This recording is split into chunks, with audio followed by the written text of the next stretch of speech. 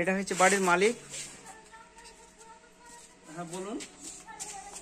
আপনার বাড়িটা রং করতে কত টাকা খরচ পড়লো?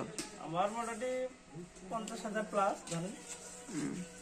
তো কালারটা খুব সুন্দর লাগছে, দেখতে পাচ্ছেন আপনারা, খুব সুন্দর কালার। এই যে হেড মিস্ত্রি দেখেন, এই যে আমাদের হেড মিস্ত্রি বিশাল কালার করেছে, হেভি।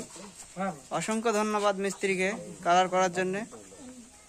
তো জাস্ট এখানে একটু প্রবলেম হয়েছিল, সেটা সেরে দিয়েছে মিস্ত্রি।